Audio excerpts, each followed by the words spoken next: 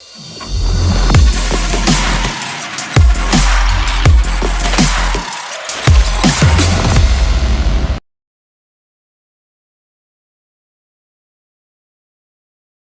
everyone. Welcome to this fireside chat with Anirudh Pandita, founder of Loco on building for a metaverse. I'm your host, Alok Soni, and today we're going to explore all the aspects of building for metaverse, what's right, what's wrong, why it's hot, and why it's not, why one should go about it. Anirudh, welcome to the show. Hi, Alok. Nice to be here and good to see you after so long. Same here. So, Anirudh, I want to start with something very fundamental, and then that's what I have felt over the last few months, and I'm pretty sure you would resonate with a lot of it. Since there's a lot of noise around metaverse, right, over the last few months, and it has intensified from Facebook's meta announcement and continuously going in that direction. What happens is that for builders it gets really difficult to build something meaningful when there's so much of noise. So how can one cut through it to make sure that what they're building in metaverse is actually something meaningful? Yeah, I think the noise to signal ratio is pretty high, no doubt about it. I think the noise was probably highest when Mark kind of talked about where Facebook was going. And after that, I think it's come down a bit. But yeah, the hype is very, very strong. And it's also been accompanied by the rise of crypto in the media. So it's also been that there's been confusion around the two concepts. Things are being talked about in conflated terms as well. So I think I agree with you that the signal to noise ratios become low. But as a founder, I think the important thing is to always put your consumer at the center of whatever you're building and start thinking from that lens. If you don't think from that lens, then there is obviously issues that you could face. And I think, from a metaverse point of view, what is it that you're going to give a user in that experience, whatever that your definition of metaverse is? I think that's also an important thing. Like what everybody considers metaverse is actually kind of different.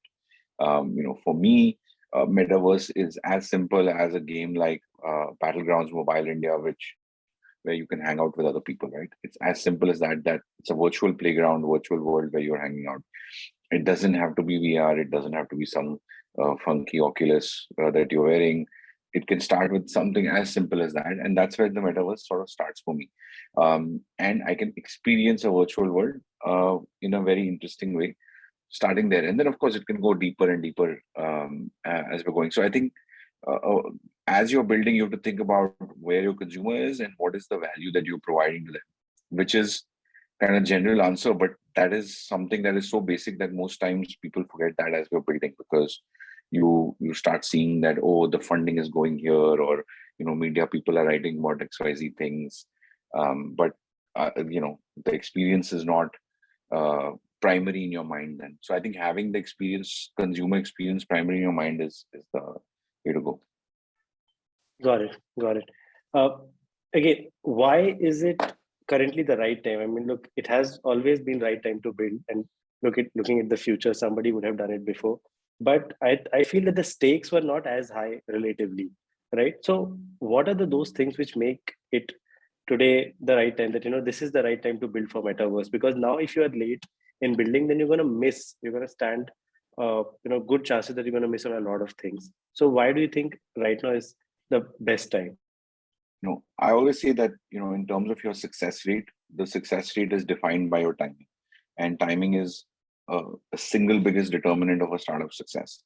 You could have tried a Swiggy 10 years back and you would have failed in the same manner that only 3 years later it succeeded, right? The infrastructure has to be right, the demand has to be emerging, and you have to have a good go-to-market. So I think with those things in mind, it is the right time to build today, because what I consider the metaverse, which is essentially, like I said earlier, virtual playgrounds, virtual places where people can hang out, those are going to proliferate in number as India experiences 5G. As we end up having better internet connections, more people are going to be able to experience things that they could not experience earlier, right? In the kind of 3G, 4G world, you had people who were consuming content. Now they'll want to interact, right? And just by the way these protocols are set up, the data consumption needs that sort of protocol to exist. So I think that for me is a big reason why right now is a good time to build. The second thing, which I think is also very important right now, is that you have one immersion that's happening because of 5G, that you're going to see more people being able to experience these virtual worlds. Second is that we've already had a big cohort of users who have now started playing games, etc., hanging out in what I call the metaverse. And the important thing that's also happening is that Web3 is happening at the same time. So what that's going to allow you to do is really own a piece of a digital asset, whatever that asset is, in a way that you could not have done earlier.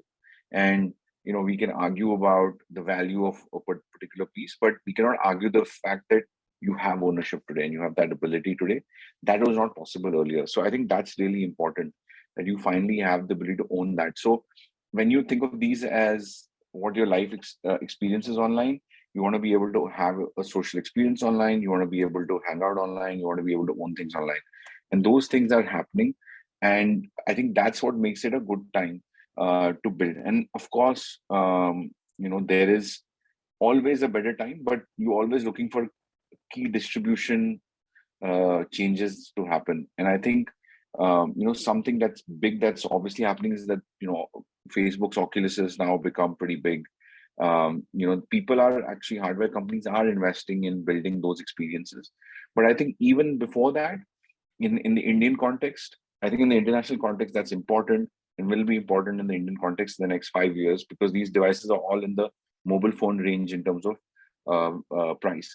But in the Indian context, just the fact that Battlegrounds Mobile India, a Garena Free Fire has cracked the 50-100 million MAU mark means that there is really, really a huge demand for this sort of experience, because it breaks boundaries, right? And that, I think, is something that has got a lot of publishers interested in. So a lot of those guys are actually now investing in creating games for India, which means there are going to be more virtual worlds for you to hang out in.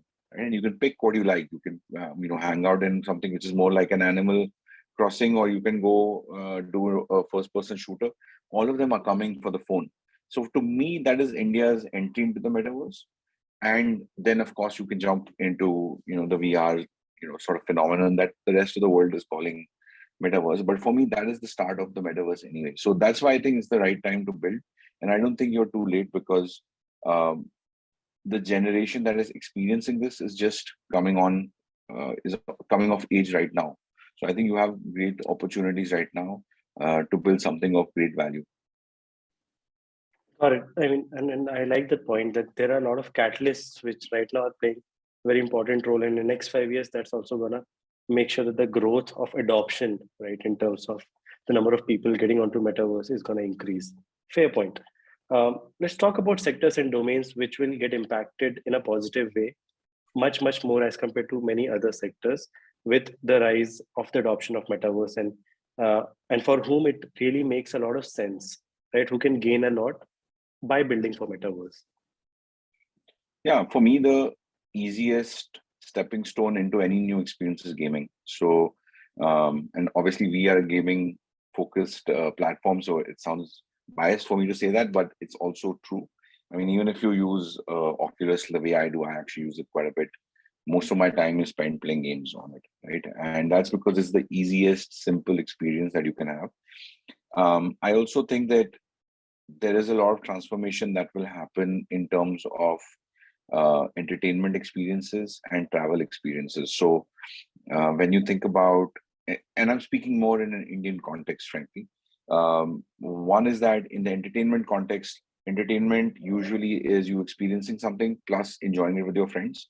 That is really an interesting experience now in the metaverse, right? So whether you're playing a BGMI where you're hanging out, or you're going on to play some sort of party poker or whatever on VR, the experience is quite good. And I think that those will be simple ways in which you will start experiencing the metaverse. I mean, I was playing a cricket game which is made by an Indian studio on Oculus. That's been a great experience. It's not perfect yet, but as someone who loves the game, I play it for like 2 hours, and the game, I mean cricket itself. So I play it for 2-3 hours sometimes, which may or may not be good for me, but the experience is good. So, but on the other hand, you have things like, I use a meditation app, for example, on my Oculus. I also use Wander, which is an app where you can actually travel in different parts of the world, almost like Google Maps. So you can do kind of nostalgia travel. You can go back to places you lived in before, or you were there as a kid, or like something you've never seen before. And I think that experience, when I think about my own childhood, and I think about the fact that most of the things I learned, because I didn't travel so much as a kid, most of the things I learned were by watching Nat Geo or by watching BBC or whatever, right? So now you have these apps that give you an real life experience. That's amazing. Like, I've never done Masai Mara safari, right? I just saw it on the Oculus and it was phenomenal. Like, I was just blown away. I did Everest, for example, something I wanted to do for a long time. So I think those kind of experiential activities will get a leg up.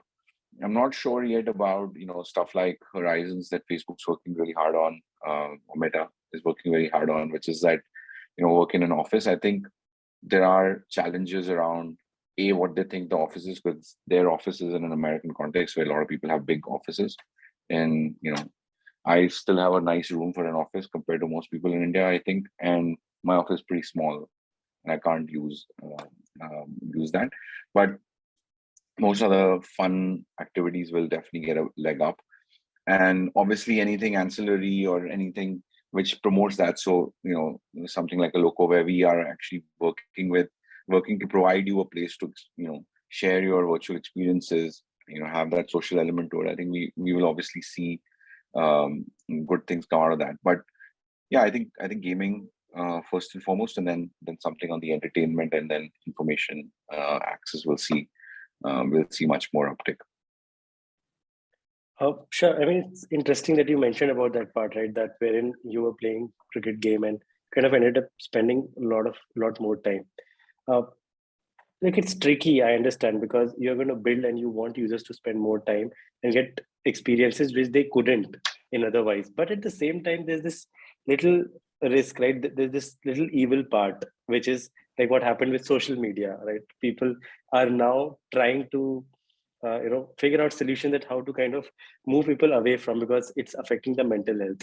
So look, it could be very early for us to talk about it, but at the same time, we are a generation who have seen that how it's very important right from the beginning when you're building and when you're controlling the narrative, to take that into account. So do you think that one should really, as a builder, focus on that aspect this early, or do you think that should be, should not worry about it right now and maybe later on when it actually kind of brings it up bigger problem, then you can look into it? I think there's different problem statements actually. So if you think about human experience remains the human experience, right? So we like interacting with other people. Initially, it used to be whatever in person, then we started writing letters, then we started with phone, then you always want to reduce the distance between things, right? And reducing that distance also reduces distribution cost, essentially. That's the way to think about it. Today, I can talk to you, we can send information packets to each other for no cost effectively. We couldn't do that earlier, we had to write a letter or whatever. So cost of information, price of information has declined. It's true for transport. There's a lot of other places where costs have declined, but not to the extent that what we've seen in our world, with information costs and data costs declining to the way where they have. So I think that when you think of the evils of social media or the negative effects that we've seen, some of those I believe are just human nature. So you're going to see them in different form appear at different places. So as a founder, I do feel there is a scope for a problem to be solved there. So that's why I was telling you, one of the best things I do is on my Oculus is actually do meditation. Now that's actually good for my mental health. It's nothing to do with a game or spending a lot of time. That's completely up to me. I had a cousin of mine who was using it recently, and she just put the thing on and went on this app that I told you about, Wander, and she was just sitting at a beach that she likes, where she studied in that city. So there is that aspect of it. There is going to be, we'll have to watch out for what the negatives are. Of course, there's like health issues that people have experienced. Of course, they should not use it for that reason. But I think the softer element, I think, and the bigger element that you're talking about, that how do we prevent sort of these sort of dopamine hit related things. I think we have to think about that in the context of their different problems. And as you're building social experiences, you should have warnings for responsible gaming. Like if someone's been using the game for 3 hours, or I don't know what that right number is, but you can decide. You can start with something and say, okay, an hour is a lot. So give a warning, say something, and move forward. And I think our industry in general will move towards that. That we have to have responsible gaming. At least at Loco, we do believe that. So I think that we will end up expressing it in different ways. You can see today in some of the games it already says, hey, you spent this much time, take a break or whatever. So I think there is a recognition that this is a problem. So I don't think we can say this isn't an issue and I shouldn't care about it. But if you're seeing those sort of results, first of all, congratulations, you've made a very, very addictive and useful app for people. They're getting some joy out of it, that they're using it. But then you can moderate it and keep that in mind as you're building that. Hey, like, what am I really exploiting here? What is the mechanic? And you think about that as you go along. And I think games are starting to think about it very seriously.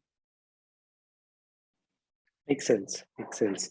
Okay, let's move on to the interesting part of what's happening at Loco with respect to metaverse. What are the plans? What's happening right now?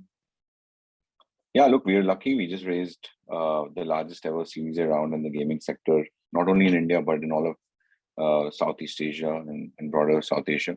We didn't know this at the time, so we just learned about it on the day we were announcing. Some people told me, so I was surprised to hear it, but I'm happy about that. I think it shows you, obviously, it's a recognition of what the team has done, but I think it's also a recognition of how large the opportunities in front of us.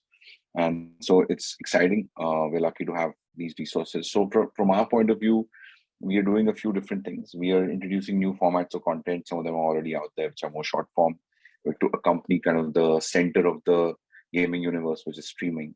We're also allowing for new forms of interaction inside the app, which we'll be announcing pretty soon. We've also got the biggest esports tournament lineup for the country this year, which we are seeing. We were talking about time spent. We're seeing great amount of time spent, and it actually reminds me a lot as a sports fan of how much time I spent as a kid watching cricket or tennis, etc. And that I think is good, because the child in me is happy that okay, you're doing something that you enjoyed as a kid. So we're seeing great performance upticks in the product, which has been a big priority for the team. We have seen so much scale on the app that sometimes people are in a hurry to create new things. They forget that finally people want a simple experience. They want to come, they want to support their streamers, they want to watch good quality content. So our performance has gone up. We're also working on a Web3 product, which we'll be hopefully announcing soon, which is an exciting area for us. We think, ownership, like I said, is really an interesting concept in the web era, Web3 era, and we haven't had that earlier. And I think it's most simple adopters will come from gaming. I think there's a lot of barrier to entry for a lot of consumers on that front. Today, it's very difficult. If you have to buy an NFT, you first have to transfer your INR into an exchange. Then from an exchange, you have to put it into a wallet. From a wallet, you have to put it into, let's say, an OpenSea. And then OpenSea, sometimes that currency is not what you have. So you have to again change it. So it takes you like 4 or 5 hours to buy something, and then you end up paying so much gas fees. I was buying an NFT created by our designer, and I bought a lovely piece of art that she had made, and I think I paid a small amount of money, and I ended up paying 3x of that as gas fees. So it just shows you the problems there are, but those problems can be solved by sort of the products that we're building. And I think in the long run, we have an ecosystem of creators who can be really empowered with this sort of thing. We are not there yet in terms of I think the ecosystem, in terms of maturity of the ecosystem. But we're getting there. People are recognizing, they're upskilling themselves, they're educating themselves. So that's also another exciting part of what we're doing. So I think the fact that we're building these super fan features, the fact that we're building better experiences, better performances, those are all leading to a love from the community that I have, experienced. I've experienced it once before when we had initially launched Loco as a quiz app. So we are seeing that sort of love again, and that is invaluable, right? Like that, it helps you wake up every day and gives you encouragement to work. And of course, there's demand from many geographies for us to launch Loco there. So we're also evaluating, in terms of focus and effort, how much we can actually dedicate to doing that this year. But yeah, it's been an exciting time. We've had the team has been strengthened. We had few people doing many things. We have more specialists also coming in, so that's been very useful as well. So yeah, overall an amazing time, and I think for me personally, it's my second startup. The team I work with is so good that it gives me encouragement every day. And I sometimes can't believe I get paid A, to work with these people, B, to work on something like gaming, which I love so much. So it's like, as Warren Buffett says, you can tap dance to work, and in our case, we just wake up and I go straight to work, and I feel happy about it.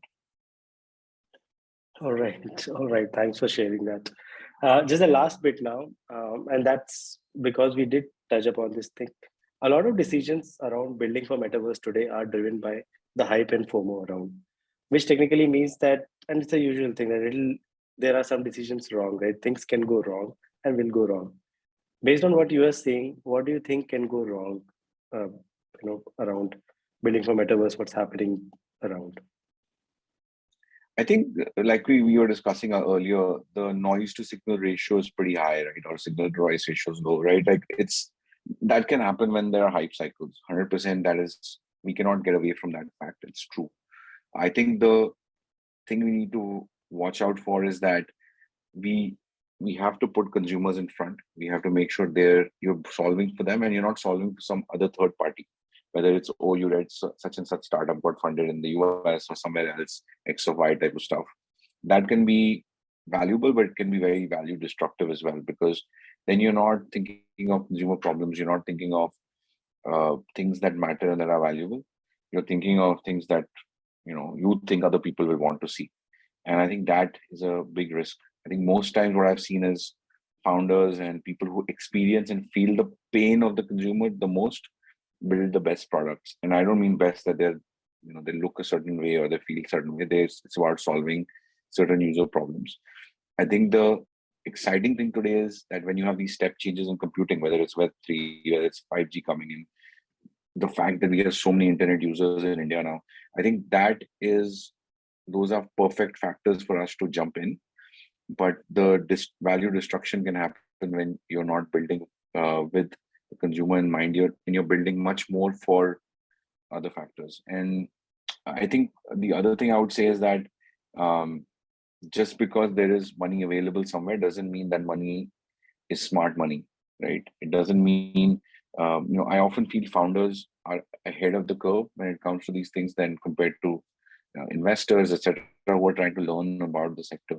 So you have to trust your own voice. If you feel something is not working, if the data is showing you it's not working, don't disregard that. Like, go down those hunches.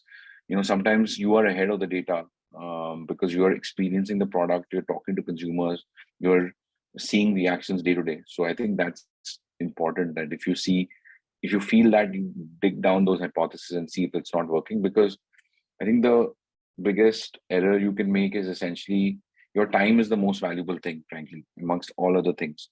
So if you feel that your time is going towards something that's not working, you're much better off changing track. And it could be the hottest sector ever, it doesn't matter. That shouldn't make a difference to you, because if you feel that your ability to execute is high, then you go for it. If you feel like it's not working well, or your ability to execute is impeded by some other factor, you can very well choose to pivot or find the right partners to work with them. So I think that's about it. I personally don't usually get affected by these things. I've seen many of these up and down cycles, and I think I always try and remember what I used to. I'm a big fan of, as I said, Warren Buffett. So I used to think maybe it doesn't apply as much in the private markets, but I think having done this for a long time now, I think it applies even more in the private markets, which is that, in the short run, your market is like a popularity contest, a polling machine. In the long run, it's like a weighing machine. So you want to build for the long run. In the long run, there is value available. That value may not come to you today. Just because a price is being offered to you doesn't mean anything today, especially as a founder. So I think don't worry about that. I would also say the other mistake you can make is go out and raise at some ridiculous valuation, just because that's what you think the world can do. I think you have to be aware of various factors like anti-dilution, etc. Where tomorrow, if you have a down round, you could get severely impaired. On the other hand, if you're getting something with a little lower price, but just able to keep you alive, keep you in the game, that might be worth it, right? So I don't think we should get bogged down or distracted by what's happening to other people. Most times I've seen in this journey, the startup journey, what kills you is you.